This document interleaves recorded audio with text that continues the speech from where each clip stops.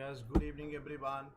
Next lecture number 11, environmental pollution and control, पर्यावरण प्रदूषण और नियंत्रण की बात करेंगे। जल्दी से सभी लोग ज्वाइन कर लीजिए।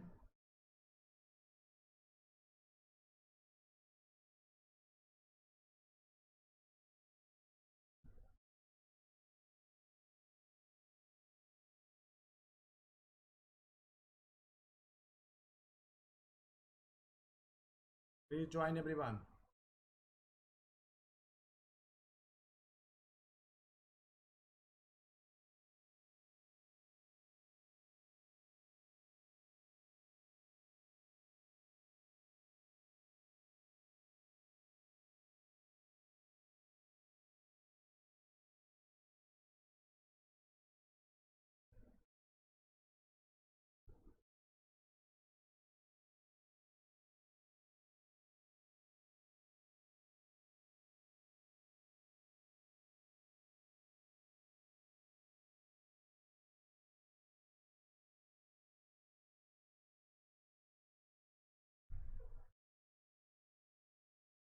तो we are waiting for 2 minutes ताकि सभी लोग ज्वाइन कर लें, उसके बाद सेशन को स्टार्ट करेंगे।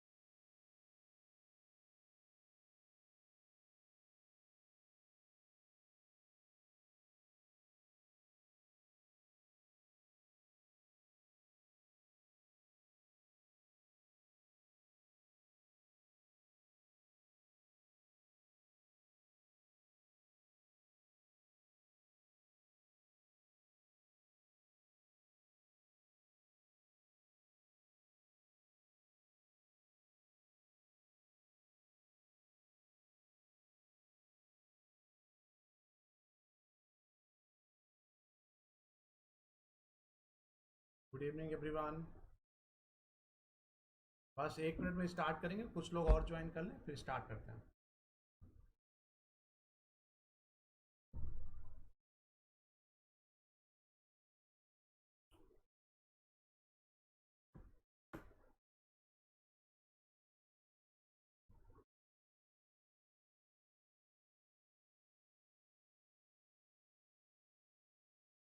चलो, once again good evening everyone. Today's lecture is number 11 और आज का टॉपिक है इन्वायरमेंटल पॉल्यूशन कंट्रोल। खंड बा की अगर बात करेंगे, पार्ट बी का, कॉमर्स का सिलेबस का सेकेंड जो पार्ट है, पूरा सिलेबस आप लोगों को पता है कि पार्ट ए बी सी, आ बा सा, 3 भागों में डिवाइड है। ए में अकाउंटिंग है, बी में थ्योरी है, सी में इकोनॉमिक्स और स्टैटिक्स है, पता ही होगा आप लोगों को। तो बा का खंड बी का ये लास्ट टॉपिक है। तो 11 पूरे 11 के 11 आपके लेक्चर्स में हमने पूरा सिलेबस कंप्लीट कर दिया है आपको, खंड बा का, पार्ट बी का। अब मंडे को प्रॉब्ली आप लोगों का टेस्ट होगा, ग्रुप में टेस्ट डाल दिया जाएगा, तो 1 घंटे का टाइम मिलेगा, आप लोग कर लीजिएगा सभी लोग, ठीक है। उसके बाद वो कुछ वही टेस्ट डिस्कस भी करेंगे हम लोग ऑनलाइन, और प्रॉब्ली कल से या परसों से हम लोग स्टार्ट करेंगे। अगर कल रिवीजन रखते हैं, क्योंकि हो सकता है कल रिवीजन रखें, जितने भी लेक्चर पढ़ाए अभी तक की 11 लेक्चर, उन सबका रिवीजन रखेंगे एक में। उसके बाद स्टार्ट करेंगे हम लोग इकोनॉमिक्स पार्ट सी स्टार्ट करेंगे, जिसमें इकोनॉमिक्स और स्टैटिक्स है, वो भी 15-16 लेक्चर में खत्म हो जाएगा। उसके बाद हम लोग स्टार्ट करेंगे अकाउंटिंग, जो पार्ट ए है, पार्ट आ है, ठीक है। तो आज का सेशन स्टार्ट करते हैं, इन्वायरमेंटल पॉल्यूशन एंड कंट्रोल, पर्यावरण प्रदूषण और नियंत्रण की आज हम लोग बच्चों बात करेंगे, ठीक है। तो अभी तक किसी को कोई किसी प्रकार का डाउट हो तो प्लीज आप बता दीजिए, अदरवाइज सेशन को स्टार्ट करें। कोई डाउट हो या और कोई क्वेरी आपके दिमाग में चल रही हो तो आप अपनी क्वेरीज मेरे साथ शेयर कर सकते हैं, तो I will try to resolve your problem. तो बता दीजिए बच्चों, कोई भी क्वेरी हो।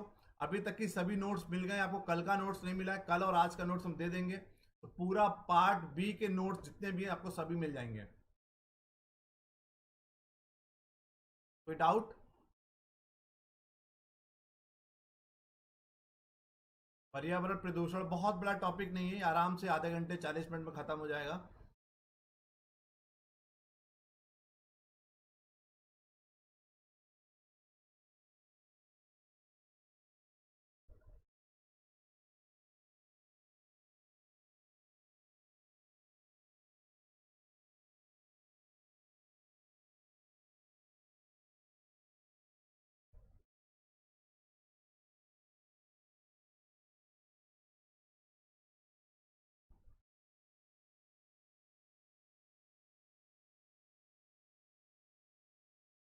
चलिए, इन्वायरमेंटल पोल्यूशन, पर्यावरण प्रदूषण क्या होता है। आजकल सबको पॉल्यूशन तो पता ही है कि पूरी दुनिया एक पॉल्यूशन से दौर से गुजर रही है। तो इन्वायरमेंटल पॉल्यूशन, पर्यावरण प्रदूषण, can be defined as any undesirable change in physical, chemical और biological characteristics of any components of the environment, air हवा में, वाटर पानी में, सॉइल मिट्टी में, which can cause harmful effect on various form of life और property. आपने देखा होगा कुछ दिन पहले ही महाराष्ट्र में और गुजरात में भूकंप, उसकी बाढ़ की और साइक्लोन टाइप का आया था। अभी उड़ीसा और वेस्ट बंगाल की, ईस्टर्न उड़ीसा और ईस्टर्न वेस्ट बंगाल की इलाकों में कल से लेकर अभी तक की साइक्लोन की स्थिति बहुत ज़्यादा नाजुक है। तो बहुत स्पीड से हवा चल रही है, पूरे समुद्र का पानी शहर में आ गया है। तो कहीं ना कहीं ये सब जो आज के टाइम में हर साल साइक्लोन देखने को मिल रहा है, हर साल बाढ़ आ रही है, भूकंप आ रहा है, तो कहीं ना कहीं ये क्यों देखने को मिला, ये देखने को इसलिए मिल रहा है कहीं ना कहीं पर्यावरण में जो बदलाव हो रहे हैं, इन्वायरमेंटल चेंजेस की वजह से हम लोगों को we have to be observe these many types of cyclone, these many types of natural disaster in the country. ठीक है, तो इन्वायरमेंटल पोल्यूशन क्या होता है। Environmental pollution can be defined as any undesirable changes.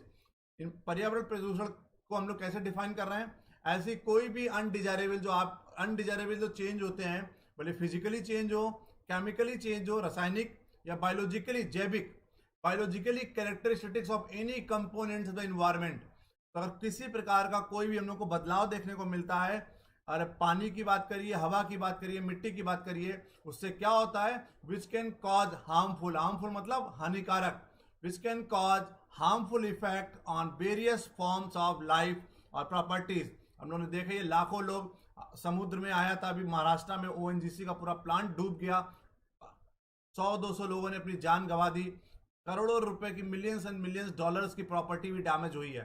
तो कहीं ना कहीं इन्वायरमेंटल पोल्यूशन आपको पता ही है। पॉल्यूशन क्या होता है, the term pollution can be defined as a influence of any substance causing nuisance, harmful effect, any uneasiness to the organism. तो पॉल्यूशन, प्रदूषण को हम लोगों ने डिफाइन किया ऐसी कोई भी चीज जो आपको प्रभावित करती है। नॉइजेंस की बात करिए, हार्मफुल इफेक्ट, आपको हानिकारक कोई प्रभाव डाल रहे हैं आपकी ऑर्गन्स पे, या अनइजीनेस, अनइजीनेस मतलब ऐसी कोई भी किसी भी कारणों की वजह से आपकी लाइफ डिस्टर्ब हो रही है, आपके ऑर्गन्स पे, ऑर्गेनिजम्स पे इम्पैक्ट डाल रही है, दैट ऑल कॉजेस। ये सभी घटनाएं एक पॉल्यूशन के चक्कर में, ये सभी घटनाएं एक प्रदूषण के चक्कर में हम लोग को देखने को मिल रही हैं। अब पॉल्यूटेंट क्या होता है, एनी सब्सटेंस कॉजिंग नॉइजेंस और हार्मफुल इफेक्ट और uneasiness to the organism, then that particular substance may be called as pollutant. तो पॉल्यूटेंट और पॉल्यूशन ऑलमोस्ट सेम थिंग है। पॉल्यूटेंट क्या है, ऐसी कोई भी चीज जिसकी वजह से हम लोगों को दिक्कत हो रही है उसको बोलते हैं पॉल्यूटेंट, और जो दिक्कत हो रही है उसको बोलते हैं पॉल्यूशन। तो पॉल्यूशन और पॉल्यूटेंट का मतलब नहीं है, पॉल्यूटेंट एनी सब्सटेंस कॉजिंग, ऐसी कोई भी सब्सटेंस, ऐसी कोई भी घटनाएं जो नॉइजेंस से हो रही हैं, आपको कोई हार्मफुल इफेक्ट डाल रही हैं, या आपके ऑर्गन पे कोई अनइजीनेस वाली चीजें आ रही हैं, दैट पर्टिकुलर सब्सटेंस, जो पर्टिकुलर जो घटना है उसको हम लोग बोलते हैं पॉल्यूटेंट। अब आया types of pollution. Mainly 4 type का होता है। वाटर पॉल्यूशन पानी का, एयर हवा, लैंड पॉल्यूशन भूमि, नॉइज शोर जो होता है, आवाजें जो आती हैं। तो मुख्यतः 4 टाइप का पॉल्यूशन हम लोगों को देखने को मिलता है, water pollution, air pollution, land pollution और नॉइज पॉल्यूशन। वाटर पॉल्यूशन तो आप लोगों ने देखा ही होगा कि कहीं ना कहीं गंगा की सफाई की बात पिछले 8-10 सालों से बहुत चरम सीमा पर है। उसके बावजूद भी despite of many efforts of the government अभी तक की वाटर पोल्यूशन का बहुत बड़ा सामना करना पड़ा है, बहुत ज़्यादा कठिनाइयों का सामना करना पड़ रहा है। पानी देख लीजिए कितना गंदा पानी आता है। तो वाटर पोल्यूशन का एक एग्जाम फोटो हमने अपने सामने दिखाया आपको। तो कई कारणों की वजह से वाटर पोल्यूशन होता है। तो water pollution can be defined as alteration in physical, chemical or biological characteristics of water through natural or human activities in making it unsuitable for its designated use। तो किन्हीं भी कारणों की वजह से, बोले फिजिकल की बात करें, केमिकल उसमें कोई रिएक्शन हो रही है, बोले बायोलॉजिकल कैरेक्टरिस्टिक्स की वजह से कहीं ना कहीं, या कोई प्राकृतिक तरीके से हो रही है, या हम लोग भी कहीं ना कहीं ह्यूमन एक्टिविटीज की वजह से भी कहीं ना कहीं वाटर पोल्यूशन हो रहा है। तो जिस काम के लिए पानी को यूज करना है उस काम के लिए पानी सुटेबल नहीं हो रहा है, उसको हम लोग कहते हैं water pollution. Fresh water present on the earth surface is put to the many uses. It is used for drinking। जो फ्रेश पानी है उसे कई सारे यूजेस के लिए रखा गया है। It use for the drinking, पीने के लिए। डोमेस्टिक एंड म्यूनिसिपल यूजेस, नगर पालिका और घरेलू यूज के लिए। खेती के लिए यूज कर रहे हैं, सिंचाई के लिए यूज कर रहे हैं, इंडस्ट्रीज के लिए यूज कर रहे हैं। Navigation, recreation, the use water becomes contaminated is called waste water.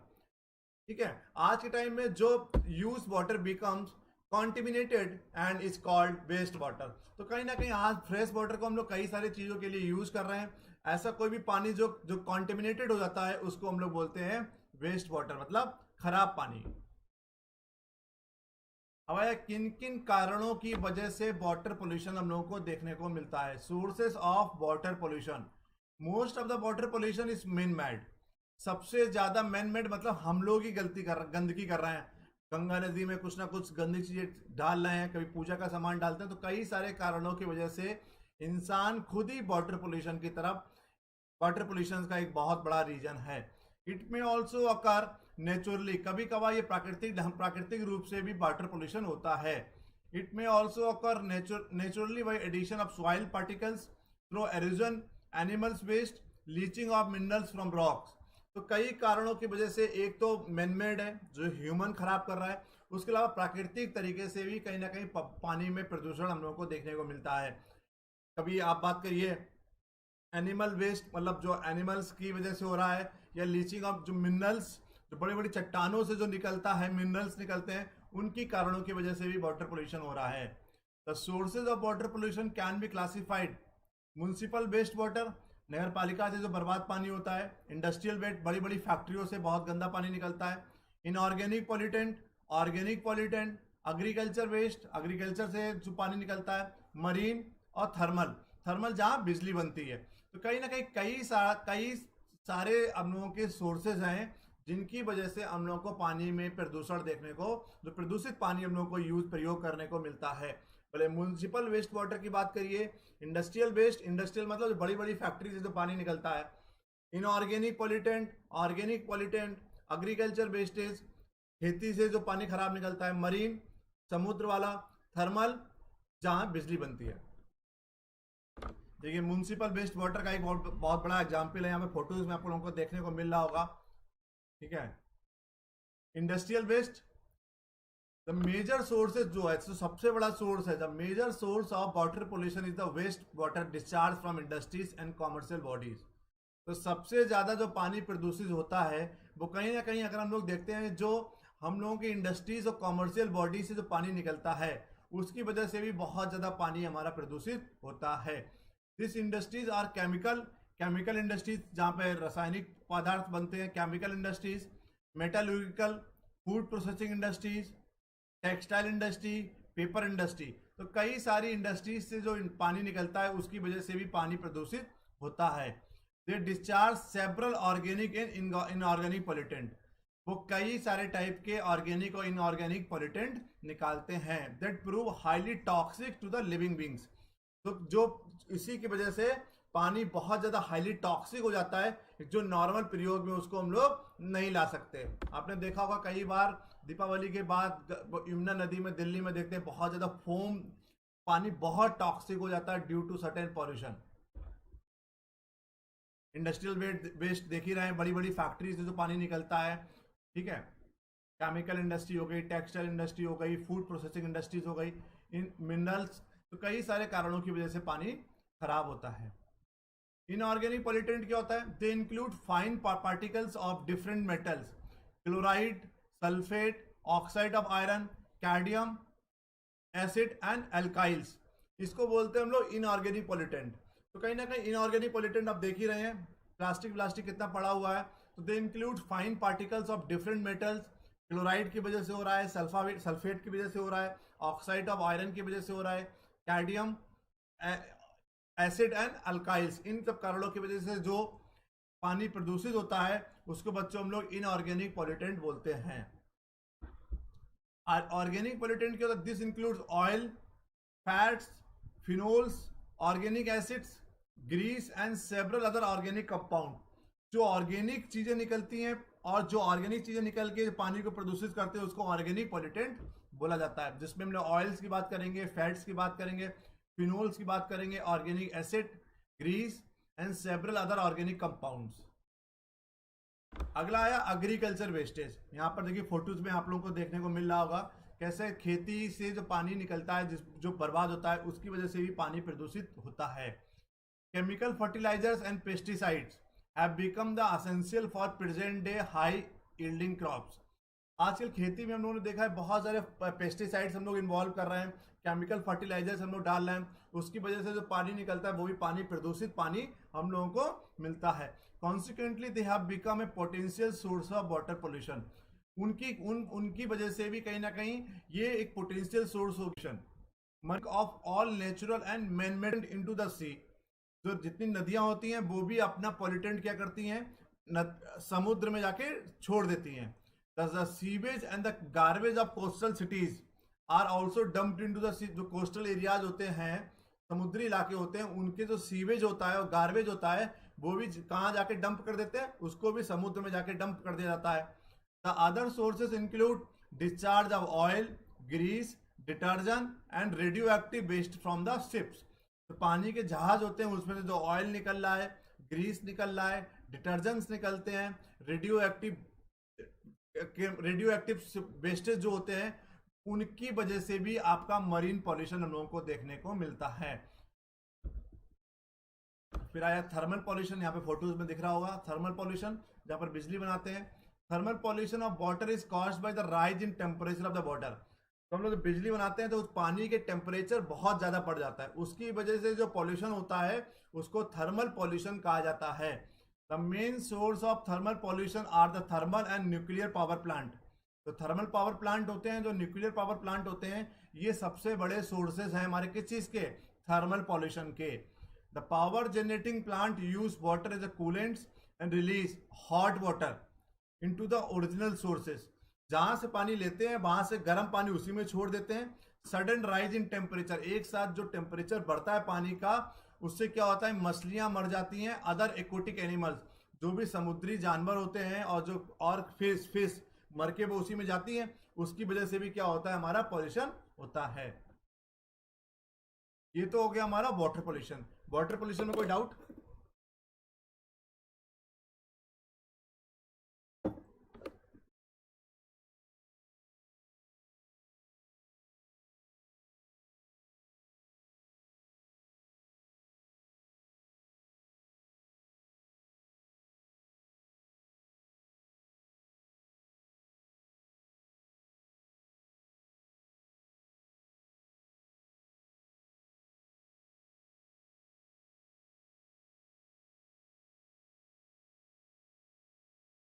Water pollution में किसी को कोई डाउट?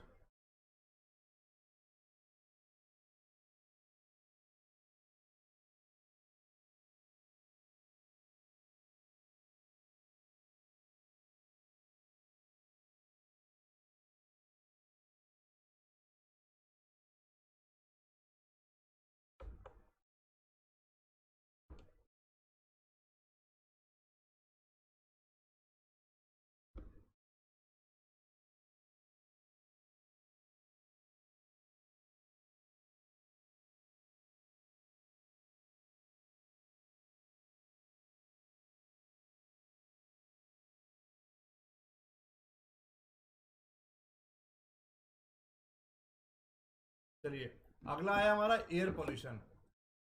देख ही रहे हैं, फोटो से समझ में आ ही रहा होगा। आज के टाइम में देखिए, कोरोना के टाइम में ऑक्सीजन की कमी कितनी ज़्यादा हो रही है पूरी दुनिया में, उसकी वजह से कितनी सारे लोगों की डेथ भी हुई है। Air pollution is the introduction of chemical, particular matter, or biological materials that cause harm or discomfort to humans or other living organism, or causes damage to the natural environment or built environment into the atmosphere. तो कई सारे कारणों की वजह से हमको air pollution देखने को मिलता है. Air pollution is the introduction of chemicals, particulate matters, biological materials that causes और डिस्कम्फर्ट. ह्यूमंस को भी डिस्कम्फर्ट करता है, उसके अलावा जितने और जीवित जानवर हैं उनको भी क्या करता है, ऑर्गेनिजम्स को क्या करता है, प्रभावित करता है. तो a substance in the air that can cause harm to the humans and the environment known as a air pollutant. ऐसे सभी सब्सटेंस, ऐसी सभी चीजें जो हवा को प्रदूषित करती हैं, ह्यूमन को हार्म करती हैं, मानव जाति को हार्म करती हैं, उसको हम लोग बोलते हैं एयर पॉल्यूटेंट. अब आया causes of air pollution. Radio active जो किरणें निकलती हैं, पानी के जहाज जब चलता है उसमें रेडियो एक्टिव किरणें निकलती हैं, उसकी वजह से भी बेटा प्रतिभा मैम पानी हमारा प्रदूषित होता है. कॉजेज ऑफ एयर पॉल्यूशन, कौन कौन कारणों की वजह से हमारा पानी वो हवा प्रदूषित होती है. Carbon dioxide, this happens because of deforestation and fossil fuel burning. आपने देखा होगा कि आज जंगलों का डिफॉरेस्टेशन हो रहा है, जंगल काटे जा रहे हैं, फॉसिल फ्यूल बर्निंग, कुछ चीजें जलाई जा रही हैं, उसकी वजह से भी क्या हो रहा है, कार्बन डाइऑक्साइड बहुत ज्यादा निकल रही है. दूसरा हुआ सल्फर डाइऑक्साइड, पहला कार्बन डाइऑक्साइड, दूसरा sulphur dioxide. Due to the burning of sulphur containing compound of fossil fuels, ऐसी चीजें जला रहे हैं जिससे हमारा sulphur, due to the burning of sulphur containing compound, ऐसे कंपाउंड हम लोग जला रहे हैं जिसमें सल्फर कंटेन है, उसकी वजह से क्या हो रहा है, हमारा सल्फर डाइऑक्साइड निकल रही है. सल्फर ऑक्साइड, वेरी डेंजरस, बहुत खतरनाक होती है ये, very dangerous to human at a high concentration. Sulphur in the atmosphere is responsible for acid rain. कभी कभार सुनने को मिलता है कि यहाँ किसी जगह पर एसिड रेन हुई है. एसिड रेन तभी होती है जब अगर बहुत ज्यादा सल्फर मिल जाएगी हवा में, तो एक एसिड रेन के चांसेस रहते हैं. एसिड मतलब तेजाब. कॉन्सिक्वेंसेज ऑफ एयर पॉल्यूशन, अगर हवा में पॉल्यूशन हुआ उसकी वजह से क्या क्या आपको नुकसान या किन किन परिस्थितियों का सामना करना पड़ सकता है. Carbon dioxide is a good transmitter of sunlight. तो सनलाइट होती है उससे ठीक ठाक कार्बन डाइऑक्साइड हम लोगों को मिल जाती है. But it also particularly restrict infrared radiation going back from earth to the space, which produce the so-called greenhouse effect that prevent a drastic cooling of the earth during the night. देखिए गर्मी दिन में गर्म होता है, रात में ठंडा होता है, वो इसी की वजह से होता है. कार्बन डाइऑक्साइड एक अच्छा ट्रांसमीटर है सनलाइट का, but it also particular restrict infrared radiation going back from earth, से स्पेस में जाके वो क्या जा रही है, रेडिएशन वापस जा रही है, which provide the so called green house effect. Carbon dioxide जब बहुत ज्यादा एटमॉस्फेयर में होगी तो उससे क्या होगा, ग्लोबल वार्मिंग. पूरी दुनिया आज के टाइम में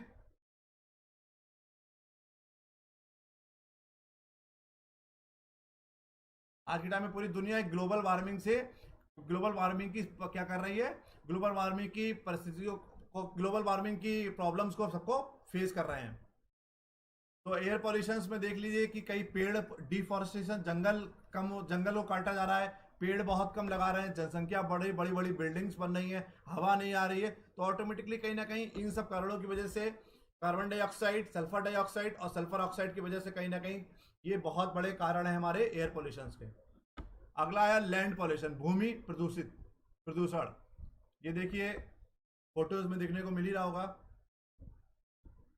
land pollution is the demolition of the earth land surface often caused by the human activities and their misuse of land resources. हम लोग जमीन का ठीक से मिसयूज कर रहे हैं, इन्हीं सब कारणों की वजह से क्या हो रहा है, हमारा लैंड पॉल्यूशन हम लोगों को देखने को मिल रहा है.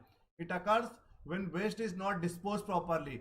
ये क्यों होता है, जब हम लोग जो बर्बाद चीजें होती है उसको सही से डिस्पोज नहीं करते. प्लास्टिक डाल दिया हमने ऐसे ही, एनिमल्स को, मरे हुए एनिमल्स को ऐसे पड़े हुए हैं, तो अगर जो बर्बाद चीजें, वेस्टेज चीजें हैं, उसको अगर सही तरीके से डिस्पोज नहीं करेंगे तो लैंड पॉल्यूशन होने का, भूमि में प्रदूषण होने का एक बहुत बड़ा खतरा बन जाता है. अर्बनाइजेशन मतलब शहरीकरण और इंडस्ट्रियलाइजेशन, औद्योगिकरण are major causes of land pollution. एक जो शहरीकरण हो रहा है और औद्योगिकरण एक बहुत बड़े कॉजेज हैं हमारे लैंड पॉल्यूशन के. 4 main causes of land pollution. Construction, लगातार बड़े बड़े हाईवेज बन रहे हैं, बिल्डिंग्स बन रहे हैं, जमीन से मिट्टी निकाली जा रही है, तो कहीं ना कहीं एक बहुत बड़ा कॉजेज है कंस्ट्रक्शन, हैवी एयरपोर्ट्स बन रहे हैं, डैम्स बन रही, मेट्रोज बन रही है, इन सब कारणों की वजह से भी पोल्यूशन बहुत ज़्यादा होता है, land pollution. Agriculture, domestic waste, जो घर में बर्बाद चीज़ें निकलती है उसको सही से हम लोग डिस्पोज नहीं करते, ऐसे ही कहीं पर भी फेंक देते हैं। अगला इंडस्ट्रियल वेस्ट, इंडस्ट्रियल से भी बहुत सारी चीज़ें सही से डिस्पोज नहीं की जाती। तो इन चार कारणों की वजह से हमारा क्या होता है, लैंड पोल्यूशन हम लोग को देखने को मिलता है। पहला आया कंस्ट्रक्शन, देख लीजिए आप फोटोज में समझ में आ रहा होगा देख के। Building take up resources and land, the trees are chop down and use to make building. हम लोग को पता है बड़ी बड़ी बिल्डिंग्स बनाने के लिए हम लोग ट्रीज को, पेड़ को काट दे रहे हैं, उसकी वजह से कंस्ट्रक्शन हो रहा है, उसकी वजह से हमारा लैंड पॉल्यूशन हो रहा है। Take away the places for animals and other organisms to live, हम लोग जानवरों से और जितने सब ऑर्गेनिज्म अलग हैं जो जीवित, जो जैविक होते हैं, जो जीते हैं, उनके लिए जमीन नहीं बची है। सीधी सी बात है, आज के टाइम में देखिए कि कहीं ना कहीं जंगल सब खत्म हो जाएंगे तो एनिमल्स भी बेचारे कहाँ रहेंगे, तो उसकी वजह से भी लैंड पोल्यूशन हम लोगों को देखने को मिल रहा है। अगला है agriculture, as there are more and more peoples inhabiting the earth, food is in the higher demand, so forest are chop down and turn into the farmland. तो जंगलों को आज के टाइम में ज्यादा से ज्यादा लोग, जनसंख्या इतनी ज्यादा बढ़ गई है, उसकी वजह से क्या हो गई, फूड की डिमांड बहुत बढ़ रही है। फूड की डिमांड को मीट आउट करने के लिए जंगलों को काटा जा रहा है, जंगल को काट के उसको हम लोग फार्मलैंड, खेती योग्य जमीन उसको बनाया जा रहा है। खेती योग्य जमीन बना रहे हैं तो कहीं ना कहीं उससे क्या हो रहा है, हमारी लैंड प्रदूषित हो रही है। In addition, herbicides, pesticide, artificial fertilizers, animal manures are washed into the soil and polluted। तो कहीं ना कहीं बहुत पेस्टिसाइड हम लोग यूज कर रहे हैं खेती में, आर्टिफिशियल फर्टिलाइजर्स यूज कर रहे हैं, एनिमल मैन्यूअर्स हो रहा है, इन सब कारणों की वजह से भी हमारी लैंड पॉल्यूशन हो रही है। डोमेस्टिक वेस्ट पता ही है हमको, घर से प्लास्टिक निकलती है, पैकेट्स निकलते हैं, गंदगी निकलती है, हम लोग ऐसे डिस्पोज नहीं करते, उसको ऐसे ही फेंक देते हैं। Tons of domestic waste is dumped every day, millions and millions ton हमारा डोमेस्टिक जो घरेलू सामान जो खराब होता है हर दिन निकलता है। Some waste from houses, offices and industries can be recycled और बर्न इन इंसाइनेटर्स। तो क्या होता है, उसमें कई सारा सामान ऐसा होता है जिसको हम लोग दोबारा रिसाइकिल कर सकते हैं, दोबारा उसको यूज में ला सकते हैं, बट हम लोग उसको यूज में नहीं लाते, उसकी वजह से उसको कहीं पर भी डाल देते हैं, उसकी वजह से भी हमारी लैंड पॉल्यूटेंट हो रही है। There are still a lot of garbage such as refrigerators and washing machines that are dumped in a landfill simply because they cannot be reused anyway nor recycled। इन सब कारणों की वजह से कई सारा ऐसा गार्बेज होता है such as refrigerator, fridge, washing machine जो बिल्कुल खराब होती है उसको हम लोग ऐसे ही फेंक देते हैं, उसको दोबारा रीयूज नहीं कर पाते। इन सब कारणों की वजह से भी हमारा क्या हो रहा है, प्रदूषित हो रहा है। इंडस्ट्रियल वेस्ट, जैसे डोमेस्टिक वेस्ट होता है ऐसे इंडस्ट्रियल वेस्ट होता है। इंडस्ट्री से तो बहुत ज़्यादा सामान खराब निकलता है, प्लास्टिक फैक्ट्रीज हो गई, केमिकल प्लांट्स हो गए, ऑयल रिफाइनरीज हो गई, nuclear waste disposable activities, large animal farms, coal fired power plant, metals production factories and other heavy industries all contribute to the land pollution. तो बहुत सारी इंडस्ट्रीज हैं जो लैंड पॉल्यूशन में कंट्रीब्यूट करती हैं। अगला आया नॉइज पॉल्यूशन, यहां तक कोई डाउट हो तो बताइए।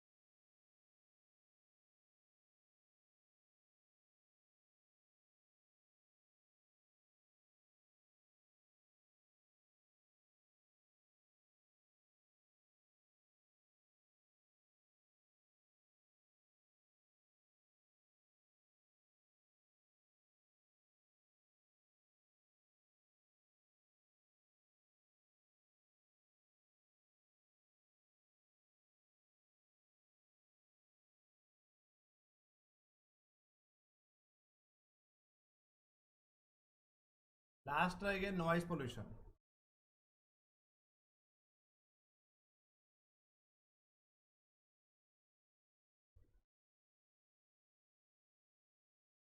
Please reply everyone. If anyone is having doubt to tell me. Pratima ma'am, Priya, Anuj, Rohit, Shikha, Falguni. Amrita, do you have any other doubt?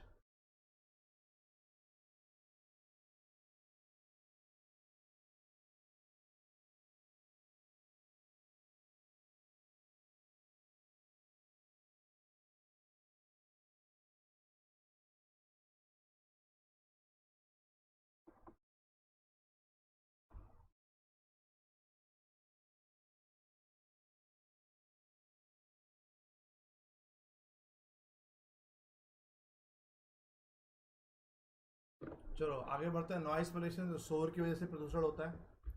Noise pollution is excessive displeasing humans, animals, machine created environmental noise that disrupt the activity of balance of human or animal life.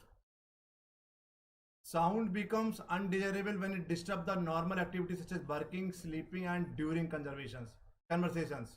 तो sound become very undesirable जब कोई ना कहीं आपको disturb करता है, आपकी normal life disturb कर रहा है, आपको काम करने का तरीका डिस्टर्ब कर रहा है, सोने में स्लीपिंग हो रहा है, सोते समय डिस्टर्ब कर रहा है, ड्यूरिंग कन्वर्सेशन अगर बात कर रहे हैं तो कहीं ना कहीं तब भी दिक्कत हो रहा है। तो World Health Organization WHO stated that noise must be recognize as a major threat to human well being.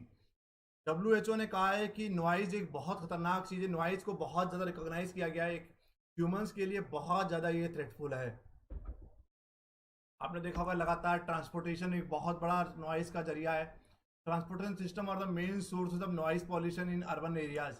बड़ी बड़ी गाड़ियां चल रही हैं, ट्रेन है, ट्रक है, उसकी वजह से भी कहीं ना कहीं हमको एयर पोल्यूशन, लगातार हॉर्न बज रहे हैं, उसकी वजह से एयर पोल्यूशन एक बहुत बड़ा एक जरिया है।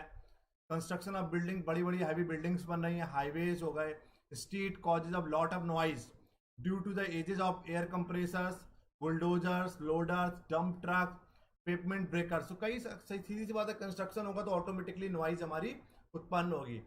इंडस्ट्रियल नॉइज, बड़ी बड़ी फैक्ट्रीज चल रही हैं, industrial noise also add to the already unfavourable state of noise pollution. Loud speaker मंदिरों में चल रहे हैं, मस्जिदों में चल रहे हैं, शादी बारात हो रही है, पार्टीज हो रही हैं, तो उसमें डीजे चल रहा है रात रात 12-12 बजे तक की। तो ये सब कारण है, loud speaker, plumbing, boiler, generators, air conditioners, fans, vacuum cleaners add to the existing noise pollution. तो कई सारे कारणों की वजह से हमारा नॉइज पॉल्यूशन होता है।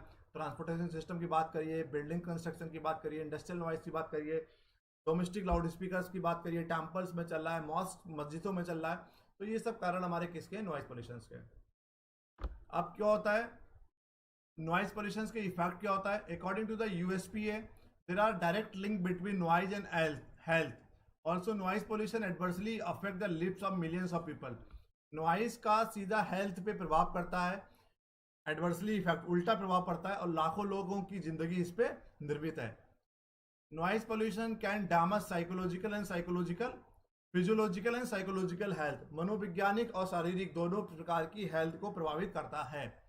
High blood pressure, stress related illness, blood pressure की प्रॉब्लम रह सकती है, स्ट्रेस रिलेटेड इलनेस हो गया, स्लीप डिस्टर्बन हो गया, कभी कभार हियरिंग लॉस हो सकता है आपको, प्रोडक्टिविटी लॉसेज और the problem related to the noise pollution. It can also cause memory loss, severe depression, cerebral depression and the panic attack.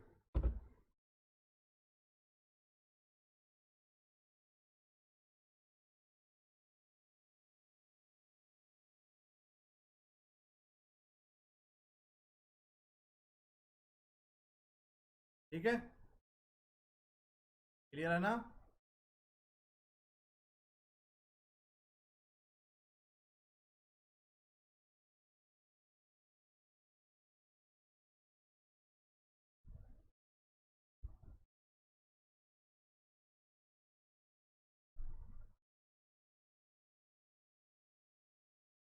Depend करता है, क्या पूछ रहे हैं कि सर कितने डेसिमल तक की साउंड वेरिएबल है। नॉर्मली 60 डेसिमल तक की होता है, 90 तक की भी ठीक है, बट 120 होता है। 60 तक की तो ह्यूमन में नॉर्मल हाउस में, होम में रहती है। 90 तक की भी समाओ ठीक है, 120 एक्सट्रीम हो जाता है। 120 डेसिमल से ऊपर होगा तो वो बहुत खतरनाक हो जाता है। ठीक है,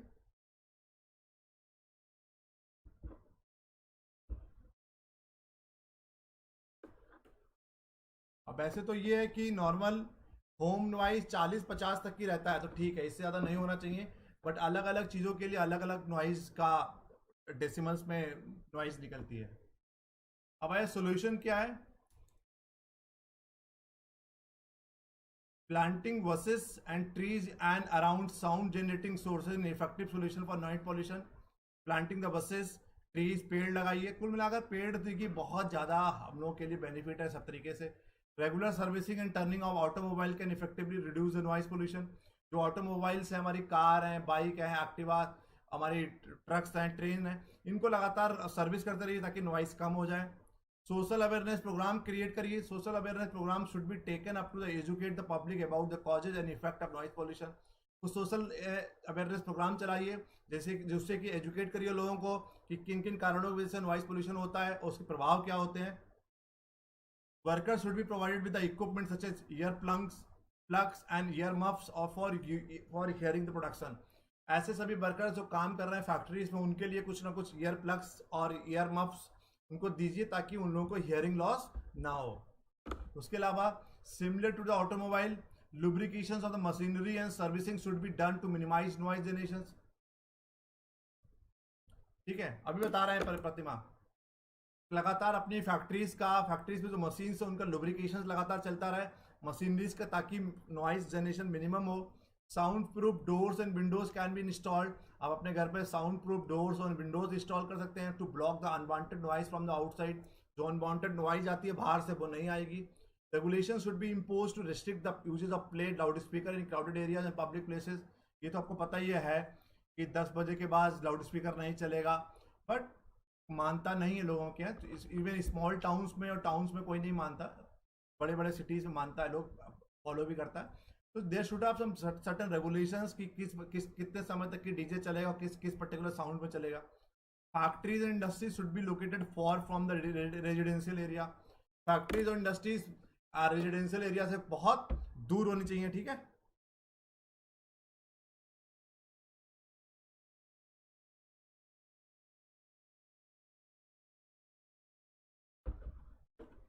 क्लियर है. अब आया वेजेस टू स्टॉप पोल्यूशन. क्या पूछ रही थी आप अभी? यूएससीपी क्या होता है? ये एक क्या बोलते हैं, एक ऑर्गेनाइजेशन है अमेरिका का कि यूनाइटेड स्टेट, नोट कर लीजिए, यूनाइटेड स्टेट पैरा इक्विस्ट्रियन एसोसिएशन.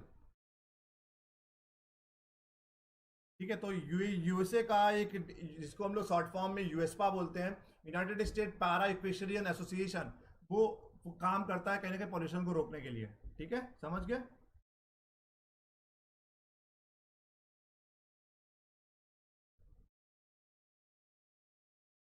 अब आया कैसे कैसे हम लोग पॉल्यूशन को रोक सकते हैं. We believe that it is responsible thing to do to increase the recycling. कोशिश करिए, जिम्मेदार बनिए उन चीज़ों को रिसाइकिल करें. It is just like doing the laundry and separating the blacks and colours. The residential of the country should also try and do their part and put in to the at least 1 day of litter picking up. ठीक है, मतलब हर नागरिक को एक जिम्मेदार बनना होगा कि कहीं ना कहीं चीज़ों को समझे और पॉल्यूशन को रोके. अब है global warming and the green house effect. Global warming and green house effect, ये पढ़ना नहीं केवल समझाने के लिए. अगर पढ़ना है तो देख लीजिए, एक रीड मार दीजिए. ग्लोबल वार्मिंग क्या होता है? Global warming refers to the rise in the temperature of the surface on the earth. तो पृथ्वी पे टेम्परेचर बढ़ गया है. गर्मियों में 48 डिग्री 39 डिग्री तक 49 डिग्री तक ही चला जाता है. सर्दियों में, विंटर्स में सर्दी नहीं पड़ रही है, गर्मी में गर्मी बहुत ज़्यादा पड़ रही है. तो एक पृथ्वी पे जो टेम्परेचर बढ़ गया है वो ग्लोबल वार्मिंग की वजह से बढ़ गया. ग्रीन हाउस इफेक्ट क्या होता है? Green house effect is the process by which thermal radiation from a planetary surface is absorbed by the atmospheric green house gases and it is re-radiated in all directions. तो green house effect क्या होता है कि जो thermal plants होते हैं उनसे जो ग्रीन हाउस गैस निकलती है जिससे देश प्रभावित होता है, जिससे पृथ्वी प्रभावित होती है, पॉल्यूशन होता है, उसको ग्रीन हाउस गैस इफेक्ट बोलते हैं. ग्लोबल वार्मिंग क्या है? जिससे टेम्परेचर पृथ्वी का ऊपर हो रहा है उसको बोलते हैं ग्लोबल वार्मिंग. आप देखिए एग्जाम्पल देखिए, 1914 का है, 1914 का फोटो है और 2004 का है. और ग्लेशियर अलास्का देखिए कितना पूरा बर्फ जमा हुआ है 1914 में. भाई 90 साल बाद देखिए पूरा पानी पानी हो गया, बर्फ खत्म हो गया. क्यों? ग्लोबल वार्मिंग इतनी ज़्यादा हो गई है, टेम्परेचर इतना ज़्यादा वो बढ़ गया है, उसकी वजह से पूरा स्नो पूरा पिघल गया है. This is all about the today's lecture. Anyone is having any doubt, please do tell me.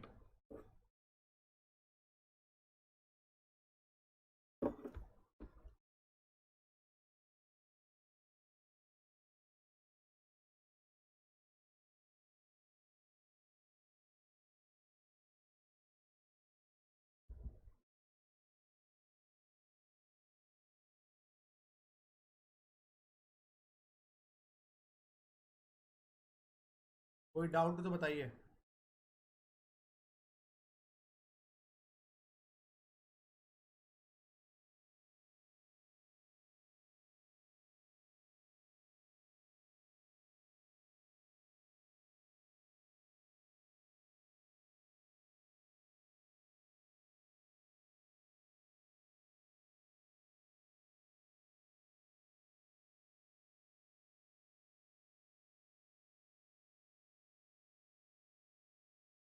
कल से चलो इकोनॉमिक्स शुरू करेंगे, पार्ट सा स्टार्ट करेंगे, उसके बाद पार्ट ए स्टार्ट करेंगे.